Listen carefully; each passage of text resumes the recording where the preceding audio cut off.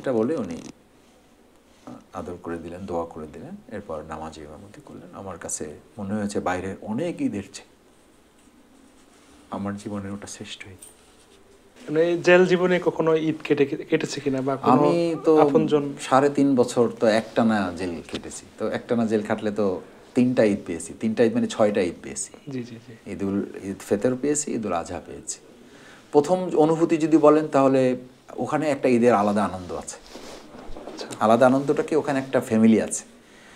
এবং ছাত্র শিবির বা জামাত ইসলামী, আমি জানি না আমার এই কথার কারণে ভবিষ্যতে আমরা আমাদের ব্যাপারে আলাদা কোনো ট্রিটমেন্ট দেওয়া হবে কি না। ঈদুল ফিতরের আমি 2টা নামাজে আমি ইমামতি করেছি। ওই সবাই মিলে প্রশাসনের সাথে এত ভালো জানতো আমাদেরকে। আমি এটা প্রশাসনের প্রতি জেলখানার কর্তৃপক্ষের কাছে আমি কৃতজ্ঞ। রিয়েলি কী কারণে আল্লাহ ভালো জানেন। ওই আগে থেকেই প্ল্যান করা হতো। ওই বন্দি যারা, সিনিয়র বন্দি যারা, ওনারাও বলতো যে এবার কিন্তু মাসুদ ভাই ইমামতি করবে। এটা আমাদের বাইরে থেকে হুজুর আসলে ওনারা বক্তৃতা করবে, কিন্তু ইমামতি কিন্তু মাসুদ ভাই করবে। তো আমরা বক্তৃতাও করতাম, তারপরে ইমামতি করতাম। ওই দেখায় যদি ঈদের দিন সাধারণত ওপেন রাখতো জেলখানা, সবাইয়ের সাথে যাওয়া আসা। মানে আমরা জেলখানায় এরকম বলতাম যে আমাদের কোনো দাওয়াতের সিরিয়াল পাইতে হইলে কমপক্ষে 2 মাস আগে আমাদেরকে দাওয়াত দিতে হবে। মানে এত দাওয়াতের আমাদের ওখানে ডিমান্ড ছিল। মানে কোনো কোনো ক্ষেত্রে এরকম হয়েছে যে কারারক্ষী এসে রাত 2টা 3টা ডিউটি যাদের ঘুম থেকে জাগাইতো, বলছে মাসুদ ভাই এখন তো কেউ টের পাবে না, আমার ওয়াইফ, আপনার ভাবি তো গর্ভবতী, কিছুদিন পরে বাচ্চা হবে, আমি একটু বোতলে করে পানি নিয়ে আসছি, আপনি একটু ফু দিয়ে দেন। আমি বললাম আমি তো কোনো পিন না, বা আমি তো এগুলো করি না। কিচ্ছু লাগবে না, আপনি শুধু, আপনার ভাবি এটা বলছে, আপনার ভাবি এটা বলছে যে মাসুদ ভাইয়ের সাথে যদি দেখা হয় তুমি ডিউটিতে যাও, যদি ভাইয়ের ওখানে ডিউটি পড়ে তাহলে তুমি যে কোনোভাবে একটু পানি পরা নিয়ে আসবে। তা আমি বললাম ভাই যে আমি তো এরকম দোয়া দরুদ কী করে পড়তে হয়, সে কিচ্ছু লাগবে না, আপনি যা মনে আসে দোয়া পড়ে একটু ফু দিয়ে দেন। আমি এটা আল্লাহ শুকরিয়া আদায় করি যে এতটা আমাদেরকে ভালোবাসতো, ভালো জানতো।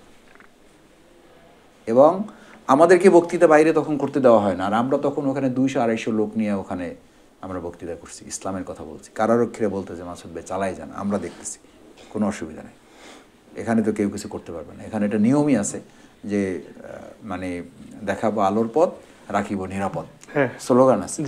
তো ওরা বলতো যে এটা তো কারাগারের স্লোগান, তা আলোর পথ দেখাইতে হলে তো কোরআন হাদিসের কথা শোনাইতে হবে, আপনি আলোচনা করেন, কোনো অসুবিধা নেই। আলহামদুলিল্লাহ আমরা তো ঘন্টার পর ঘন্টা ওখানে আলোচনা করেছি।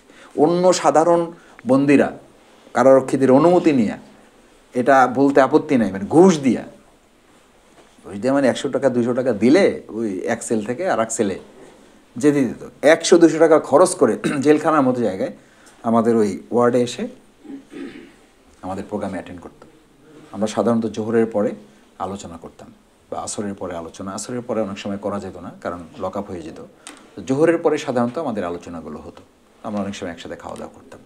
তো এই জন্য আমার 6টা ঈদ তো আমি একদম টানা করেছি। একটা ঈদে আমি আমাদের মাওলানা মতিউর রহমান নিজামী ভাইকে পেয়েছি, উনি ওইটাতে ইমামতি করেছিলেন। তো ওনার সাথে যখন আমার প্রথমবার দেখা, অর্থাৎ আমি ঢুকেছি, তখন আমি হাঁটতে পারি না, তখন আমি হুইল চেয়ারে চলি, আমার 2 পায়ে আমি ফেলতে পারতাম না, প্রায় 6.5 মাসের মতো। তো হুইল চেয়ারে করে আমি ওনার ওখানে গেলাম, দেখা হলো, উনি আমাকে জড়িয়ে ধরলেন। আমার এখনও মনে আছে যে আমার কপালে একটা চুমু খেলেন, খেয়ে বললেন যে আমি শুনেছি যে তোমার মাথায় ওরা আঘাত করছে। তো আমার মাথাটা উনি অনেকক্ষণ বুকের সাথে রাগিয়ে রাখলেন, আমার কানের কাছে বলতে থাকলেন যে তোমার শরীরে যাই হয়ে হোক, তুমি কি, তোমার মাথাটা কি ঠিক আছে, কাউকে কিছু না বললেও আমাকে বলো।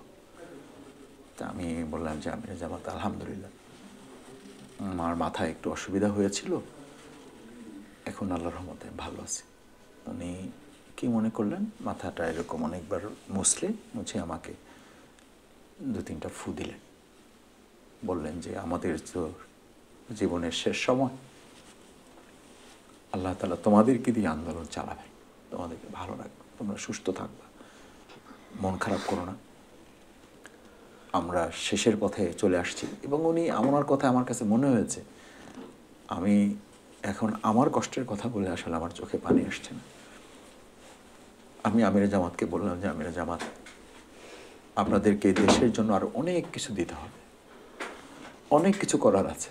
বললে, মাসুদ, আমার মন বলে আমাদের সময় শেষ হয়ে আসছে, এখন তোমাদের পালা, তোমাদেরকে দেখতে হবে। এটা বলে উনি আদর করে দিলেন, দোয়া করে দিলেন, এরপর নামাজে ইমামতি করলেন। আমার কাছে মনে হয়েছে বাইরের অনেক ঈদের চেয়ে আমার জীবনের ওটা শ্রেষ্ঠ ঈদ।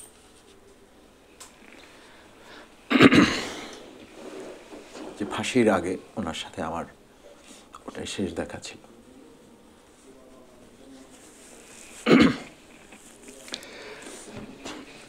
আমি দুঃখিত যে স্মৃতিরোমন্থন করতে গিয়ে আসলে তো আমাদের জীবনের অংশ, কিন্তু এগুলো এই জন্য খুব মনে করার চেষ্টা করি না। আচ্ছা, জেলে থাকতে কোনো আপনজন ইন্তেকাল করেছেন কিনা? হারিয়েছি।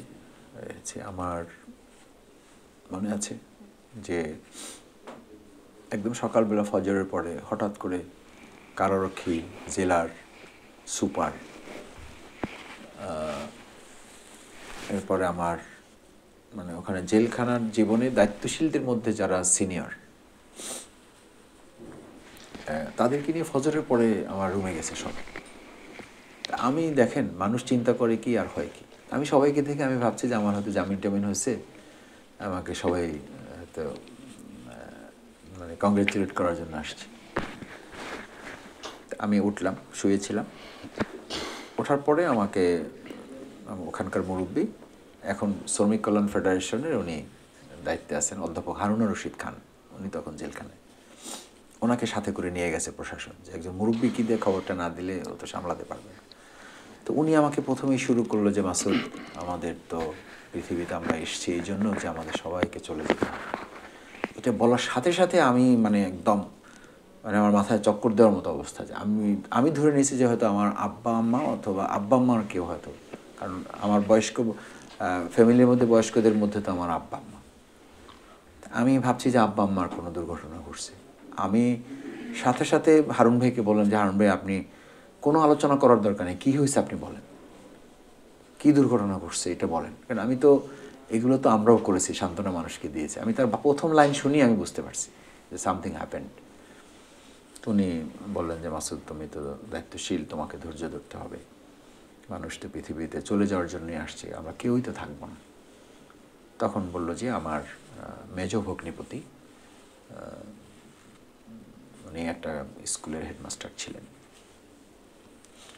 তখন আওয়ামী লীগের বলা যায় যে আওয়ামী লীগের অত্যাচারই আসলে উনি মারা গেছেন। এত নির্মম অত্যাচার করেছেন, মানসিকভাবে, শারীরিকভাবে, স্কুলে জয়েন করতে দেয় নাই, ক্লাস করতে দেয় নাই, অব্যাহত নির্যাতন করেছে। খুব সিম্পল মানুষ ছিলেন, একেবারে নরম মনের মানুষ ছিলেন। আমাদের 5 ভগ্নিপতির মধ্যে উনি ছিলেন সবচেয়ে সহজ সরল, কিন্তু খুব আলেম মানুষ ছিলেন। মানে আমরা 5 ভগ্নিপতি এক জায়গায় হলে, আমরা 4 ভাই এক জায়গায় থাকলে, আব্বা থাকলে আব্বা ওনাকে বলতেন যে, তুমি, শাহজাহান ছিল নাম, যে তুমি ইমামতি করবা, মানে সবাই মিলে তাকে ইমামতি দিতে। এত ভালো মানুষ ছিল। তো ওনার ইন্তেকালের খবর পেয়েছি। এরপরে আমার আরও বেশ 4-5 জনের ইন্তেকালের খবর জেলখানায় আমাকে ধারণ করতে হয়েছে। আমি তখন এটা বুঝতে পেরেছি যে, এবং এটার সাথে আর একটা কথা না বললে নয়, যে আমি লাস্ট যেবার বের হয়ে আসি, মানে আমার মুক্তি, 3 বারের বার আমার কিন্তু মুক্তি হয়েছে। মানে এরপর আর যাওয়া হয় না আর কি? না মানে হ্যাঁ, এরপর আর যাওয়া হয়। আচ্ছা, 3 বারের বার আমার মুক্তি। সেই মুক্তিটাও একটা মৃত্যুকে কেন্দ্র করে, না হলে আমার মুক্তি হতো না। এবং সেটা হলো আমার শ্বশুর আব্বা। রাত 3:30টার সময় আমাকে এক কারারক্ষী মেসেজ দিল যে আমি যখন আসি তখন আমাকে জানানো হয়েছে যে আপনাকে যেন জানাই যে আপনার শ্বশুর ইন্তেকাল করেছেন। আমার শ্বশুরকে কিন্তু ওসি সালাউদ্দিন, মিরপুর ঐতিহাসিক ওসি সালাউদ্দিন, মিরপুরে আমার আব্বাকে, শ্বশুর আব্বাকে গ্রেপ্তার করে হেন নির্যাতন নয় তাকে করা হয়নি। ওই দিনই তিনি স্ট্রোক করেছিলেন। অথচ দেখেন, স্ট্রোক করেছেন এইটা আমাকে না বলে আমাকে বলা হলো যে উনি খুব ভালো আছেন, আপনারা চাইলে দেখা করতে পারেন। মানে এটা আরেকটা নাটক, এবং এটা আরেকটা নির্মমতা, এটা আরেকটা উপহাস। আমি তো তখন যেতে পারি না প্রশাসনের কাছে, মানে প্রশাসন যাবো কি, মানে আমাকে তো দৌড়নের উপরে রাখছে। আমি তার মেয়ে, আমার ওয়াইফকে আমি বললাম যে তুমি যেহেতু ডাক্তার, তুমি যাও, তুমি মেয়ে আবার ডাক্তার। আলহামদুলিল্লাহ আমার ওয়াইফ এখন আই স্পেশালিস্ট, চক্ষু বিশেষজ্ঞ, একটা প্রাইভেট হসপিটালে টিচার, রেজিস্ট্রার এবং সেখানে চেম্বার করে। তো ও বললো যে তাহলে তো ভালোই হয়, আব্বাকে একটু দেখে আসি, মনটা খারাপ। যাওয়ার পরে থানায় গিয়ে দেখে যে সে স্ট্রেট একদম ফ্লোরে মানে শুয়ে মানে পড়ে আছে একদম। ও দেখে মেয়েরা সাধারণত তো একটু বাবার ব্যাপারে অতিরিক্ত স্পর্শকাতর হয়। দেখে ও তো মানে কি এখন সেন্সলেস করবে না কি করবে, ও আর কোনো কথা না বলে ওখান থেকে চলে আসছে। এসে আমি তখন বাসায় থাকি না, যে বাসায় থাকে ও বাসায় গিয়ে বললো যে পুলিশ তো আপনার সাথে, প্রশাসন তো আপনার সাথে প্রতারণা করেছে। ওরা বলছে উনি ভালো আছে, আসলে ওনাকে মেরে তারপরে ফ্লোরে তারা ফেলে রাখছে। আমি দেখে আমি আর কোনো কথা না বলে আমি ওখান থেকে চলে আসছি। আমার আব্বা সেই স্ট্রোকের পর থেকেই অসুস্থতায় ভুগে ভুগে থার্ড টাইম স্ট্রোক করে রাত্রিবেলা তিনি ইন্তেকাল। আমাকে খবর দেওয়া হলো রাত 3:30টায়। আলহামদুলিল্লাহ আমার শ্বশুর আব্বা ইন্তেকালের খবর আমি রাত 3টা 3:30টার সময় আমাকে এক কারারক্ষী জানালো যে আমি আসার সময় আমাকে আপনাদের একটা ফোন করেছে যে আপনার শ্বশুর আব্বা, আপনাকে তো আর বলতে অসুবিধা নেই, ইন্তেকাল করেছে, তো আপনাকে দোয়া করতে বলছে। তো আমি তখন বলছি এটা এই জন্য যে আমার ভালো লাগছিল যে আমি তখন সাধারণত আমরা তাহাজ্জুদ পড়তাম, তো ওই দিন আমি তাহাজ্জুদ পড়তেছিলাম, উনি দাঁড়াই ছিল, আমি যখন নামাজ যতক্ষণ নামাজ পড়তেছি দাঁড়াই ছিল। যখন নামাজ শেষ করে আমি মোনাজাত করে আবার ওয়াশরুমে যাব তখন উনি আমাকে ডাক দিলেন। তো আমি দেখতেছিলাম যে অনেকক্ষণ দাঁড়ায় আছে। তা আমি বললাম যে আমি তো দেখলাম অনেকক্ষণ দাঁড়ায় আছে, বললাম আপনি নামাজ পড়তেছেন এই জন্য আপনাকে আমি কিছু বলি নাই, আপনার শ্বশুর ইন্তেকাল করেছেন আর একই সাথে আপনার আইনজীবীরা আপনার মুক্তির জন্য চেষ্টা করতেছেন, আপনাকে জানাই রাখার জন্য বলছে আমাকে। আপনার শ্বশুর কি তখন জেলে ছিল নাকি বাইরে? না, বাইরে ছিল। আচ্ছা, তখন ওরা জামিন হয়েছে। তা আমি বললাম যে আমার তো জামিন হয়ে আছে অনেক আগে, আমি কিন্তু জামিন হয়ে আছে বহুদিন আগে। আমার এই 155টা মামলা জামিন হয়েছে 1.5 বছরে, কিন্তু আমার জেল খাটতেছে 3.5 বছর, একেবারে নিতান্ত সরকারের নির্দেশে। আমি জানতে চাইতাম কি অসুবিধা, আইনজীবীরা বলতো যে ভাই ওরা বলে যে আপনি বের হইলে আরও বিপদে পড়বেন, বের হলে আর বিপদে পড়বেন না, কিন্তু আবার আপনাকে ধরে নিয়ে যাবে, আবার নতুন মামলা দিবে। এবং মজার ব্যাপার হলো এমন একটা দেশে আমরা বাস করছি, এমন একটা টাইম পার করছি, আপনি মামলার জামিন নেবেন আপনাকে মামলা দেখাইতে দেওয়া হয় না, মামলা দেখানোর জন্য হাইকোর্টের অর্ডার নিতাম। আপনি জানেন না যে আপনার কোন মামলা গ্রেফতার করা হয়েছে? হ্যাঁ, যেই মামলা আমি জানি মামলা আছে আমার, কিন্তু এই নিম্ন আদালত এই মামলাগুলো দেখাবে না, দেখাচ্ছে না। দেখাচ্ছে না এই জন্য যে আমি যখন বের হবো তখন এই মামলাটা তারা অ্যারেস্ট দেখাবে আমাকে। হাইকোর্টের অর্ডার নিয়ে আমি আমার মামলায় আমাকে গ্রেপ্তার দেখান, এটা আমাকে হাইকোর্টের অর্ডার নিতে হয়েছে। মানে কতটা দুর্ভাগ্যজনক একটা দেশে আমরা বাস করছি। এরপরও আমার এমন কিছু মামলা তারা রেখে দেয়, যখনই বের হই ডিবি, এসবি, এনএসআই, ডিজিএফআই সবাই মিলে চলে যায়, আমার ফ্যামিলির গাড়ি যাওয়ার আগে তাদের গাড়ি হাজির। প্রথমবার বের হলাম, উঠাই নিয়ে আমাকে গাড়িতে বেঁধে চোখ বেঁধে দিল। আমার এক হাতে কোরআন শরীফ আর এক হাতে হাইকোর্টের নো অ্যারেস্ট নো হ্যারেস, হাইকোর্টের order, no arrest no harass, তাকে গ্রেপ্তারও করা যাবে না, তাকে কোনো মানে ঝামেলাও করা যাবে না। এই কাগজ আমি তারে দেখাইলাম, আমার চোখ বাঁধা। আমি বললাম ভাই এই যে হাইকোর্টের অর্ডারটা আমার কাছে আছে, তারপরও আপনারা আমাকে কোথায় নিয়ে যাচ্ছেন, কেন নিয়ে যাচ্ছেন? বললো যে আপনার হাইকোর্টের কাগজের ক্ষমতা হলো এই পর্যন্ত।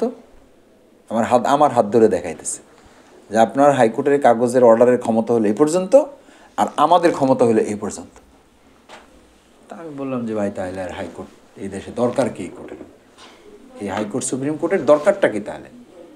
এই সুরক্ষার জন্য, বিচারের জন্য, সুবিচারের জন্য, এগুলো কি? এইগুলো কথা নিছক গল্প ছাড়া আর কিছু না। বলো যে এগুলো বাদ দেন, এইসব বললেন না। নিয়ে গেল 4 দিন 5 দিন আমাকে একটা অফিসে, আমাকে কোনো গারদে নেয় না, কারোর সাথে দেখা করতে দেয় না, কোনো গারদ আমাকে দেয় না। মানে যে অফিসাররা যেখানে কাজ করে ওখানে একটা বিছানার চাদর, একটা কম্বল দিয়ে শীতের সময় আমাকে ওখানে ফেলে রেখে দিছে। 3 দিন 4 দিন যায়। আমি বললাম ভাই কিছু একটা করেন না, হয় বাড়ি যেতে দেন, নাহলে জেলখানায় দেন। আমার পরিবার কি জানে? বলছে না, কেউ জানে না। কেন? বলছে না আমরা জানাবো না, আমরা আগে সিদ্ধান্ত নেব তারপরে। তো কী সিদ্ধান্ত নেন? 3 দিন 4 দিন 5 দিন চলে যাচ্ছে, আপনারা আমাকে জেল থেকে নিয়ে আসছেন, এখন কোথাও দেন না, না বাড়িতে যেতে দিতেছেন না জেলখানায় দিতেছেন। বলছে আপনার মামলা রেডি হচ্ছে। তা আমি বললাম মামলা রেডি করার জন্য আপনাদের এত টাইম লাগে? তো যাই হোক রেডি করে আমাকে দিচ্ছে। তা আমি বললাম যে ওইবার যখন আমি বের হই, বের হওয়ার পরেও বের হওয়ার জন্য যখন আমাকে অফিসে নিয়ে আসলো, এনএসআই এসবির 2-3 জন লোক গিয়ে আমাকে বললো যে মাসুদ ভাই আপনার কপালটা ভালো যে আপনার শ্বশুর মারা গেছে। আপনি ভাষাটা বুঝেন যে আপনার কপালটা ভালো যে আপনার শ্বশুর মারা গেছে। তা আমি বললাম ভাই এটা মানে কি? বলছে আপনার শ্বশুর মারা যাওয়ার কারণে আপনি আজকে বের হতে পারবেন, না হলে আজকেও আপনাকে আমাদের অর্ডার ছিল আপনাকে নিয়ে যাওয়ার জন্য। একদম আমাদের সব সংস্থার লোক এখানে আসছে, মূলত আমরা প্রস্তুতি নিয়ে আসছিলাম আপনাকে নিয়ে যাওয়ার জন্য। যেহেতু এটা মানবিক ব্যাপার, তা আমি বললাম যাক তাও মানবিকতা আপনাদের আছে বোঝা যাচ্ছে যে আমার শ্বশুর মারা গেছে, তার জানা যায় আমি উপস্থিত হব, এই মর্মে আমাকে আপনারা মুক্তির ব্যাপারে সিদ্ধান্ত নিয়েছেন। তো এটা আমার শ্বশুর আব্বার মৃত্যুটা ছিল আমার বের হওয়ার একটা উপায় হিসাবে তারা বলল যে এটা আপনার একটা মাধ্যম হয়েছে, নাহলে আপনি এখনও বের হতে পারতেন। অথচ আমার জামিন হয়ে আছে 1.5 বছরের মাথায় 155টা মামলা আমি জামিন করেছি। এরপরে 2টা 3টা 4টা মামলা কোত্থেকে এগুলো নিয়ে আসে। মজার ব্যাপার দেখেন, আমাকে নিয়ে আসলো পুরান জেল থেকে, অর্থাৎ এই ঢাকার থেকে জেল থেকে নিয়ে এসে আমাকে ঢুকাইলো ডিবিতে।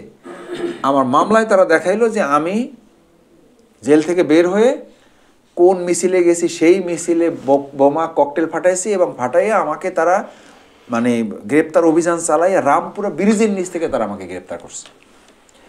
মানে নাটকেরও স্ক্রিপ্ট তো একটা পড়লে মানুষ কিছু বাস্তব মিলাইয়া তারপর নাটক লেখে না, ওদের নাটকটা আসলে ওই বাস্তবতারও মানে এটাকে উপহাস করা হয়েছে, মানে বাস্তবতাটাকেও নির্যাতন করা হয়েছে।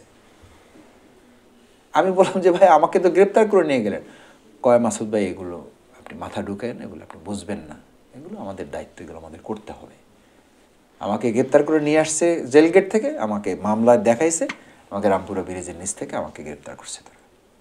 তো এইভাবে আমাদের আত্মীয় স্বজন, আমার প্রায় 6 জন আত্মীয় মৃত্যুর খবর আমাকে ধারণ করতে হয়েছে। এবং সর্বশেষ আল্লাহ তাআলারই ফয়সালা যে আমার শ্বশুর আব্বার ইন্তেকালের কাগজ মানে ডেথ সার্টিফিকেট তারটা দেখাইয়া তারপর আমাকে বের হইতে হয়েছে। এবং না হলে ওরা বলতেছিল যে এইবারও আপনি বের হতে পারতেন।